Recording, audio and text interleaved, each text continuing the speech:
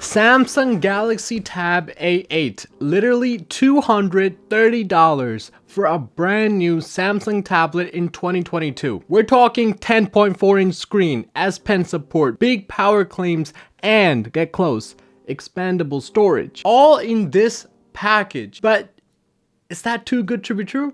Let's find out. Starting off around the box, this is the most basic variant, so we're talking 3 GB of RAM and 32 GB in memory. Inside the box, we have the actual tablet itself, wrapped in some very nice felt, makes it premium.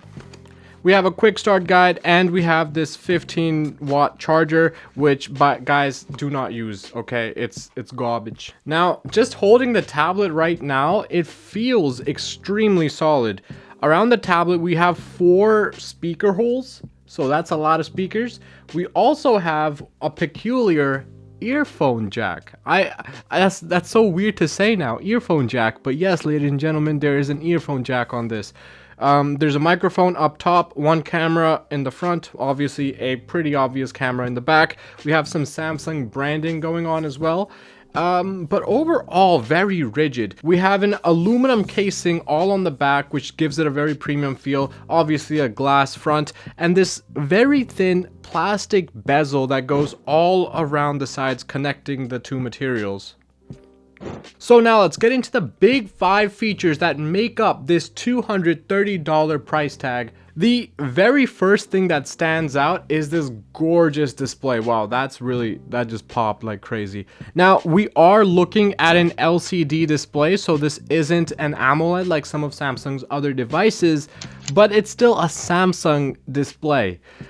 And it looks really good. We do have to lower our expectations just a little bit because it is $230, but for that price, we are getting really crisp images, really vibrant colors, and just overall fun. It's a fun thing to use. The next big thing that stood out to me is the fast charging capabilities in here. After I took it out of the box, it was near 0. I plugged it into my OnePlus fast charger, not the one in the box, and this thing went from 0 to 46% in like 10-12 minutes. We're also packing a 7040 milliamp hour battery in this, so it will last you. Ooh, what is this? Oh, it's my sweat marks. Guys, I'm so nervous filming this, guys. Oh my god. This will last you all day easy, so no worries on that front. Because it is 3 GB, Samsung isn't expecting you to be, doing nuclear science on this thing. So relax, it'll last you all day, no problem. The third thing that popped were these speakers. Literally, they sound really good. And coupled with a really nice display, viewing content, YouTube videos and things like that is a very nice experience. And it makes it even sweeter that it was only $230.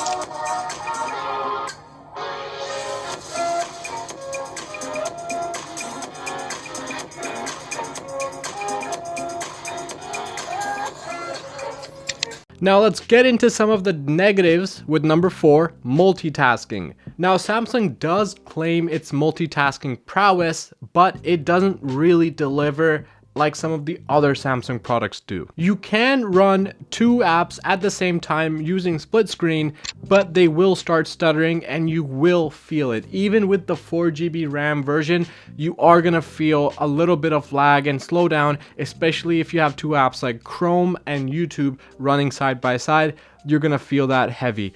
I was using it, my note-taking app Notion, as well as watching YouTube videos, and again, trying to type in the notes with the Bluetooth keyboard did make this lag quite a bit. Now Samsung does say this comes with an upgraded chipset, but they don't tell you what chipset it is. So Samsung, that just seems like some fishy business to me, I ain't gonna lie, fam. And another heads up, it does not have Samsung DeX. So if you were getting used to the, on the Samsung S7 FE or the S7 Plus or the S7, using it on like a Windows-esque style, you're not gonna be able to get that here. So the most multitasking possibility here is just being able to use that split screen and run 2 apps at once, which is again not as fluent. The last of the 5 things you notice right off the bat is the OS. It is still using Android 11, not Android 12 like you see on some of the newest Android tablets. Samsung also hasn't announced any Android 12 updates for this tablet yet, but for the audience they made this for, OS doesn't really matter. If you're using this or if you're buying this, you're probably going to use it with your kids or for your children. You're going to have it in your kitchen counter watching videos, maybe even a supplemental screen on your actual desk setup. Whatever it is, this isn't going to be your main driver or your powerhouse. And for that reason, you don't need Android 12. You don't need the craziest chipsets. If you're just watching videos, if you're just here to, relax, read some books, browse the internet, have some conference calls going, you're going to be absolutely fine. There's nothing that this leaves on the table. When it does stutter is when you're trying to run multiple apps, you're trying to game on this, which is, don't do it. You're trying to run more powerhouse productivity kind of settings, that's when this is going to lag behind. And that brings me to a few very important points. First of all, the camera, it's meh. But again, for the people I just talked about, camera, like super top quality cameras, don't matter. This is just a nice add-on. Samsung is offering a bunch of different cases for this, a lot more than some of their other more premium tablets, which is interesting.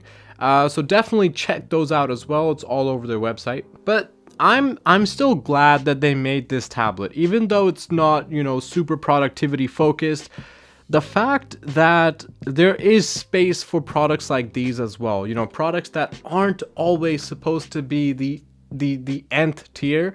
They're not always trying to make things that are just super innovative with technology, but here we're being super innovative with price. If you look at all the features, all the chipsets and things like that, and then look at the price, you're not going to be impressed.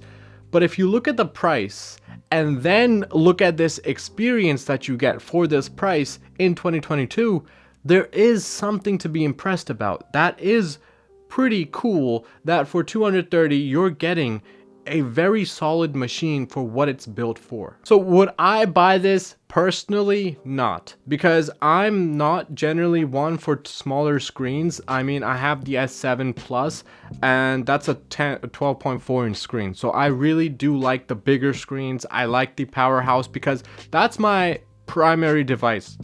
When I'm going to college or work or whatever, that's the only thing I bring with me because I know that's going to be able to handle all the notes, all the apps I need, everything. But this won't be able to handle all of that. And that's why it is a perfect secondary device to have, but it should not be your primary device. But for $230, you can't beat that. Ladies and gentlemen, if you enjoyed this review, please smash the like button and subscribe. Think about this. If no one from the future comes back to stop you, how bad of a decision could it really be? Come on, try it. Hit the subscribe button, guys. Here or here, just hit that. And until next time, I'm gonna take it easy. You should take it easy.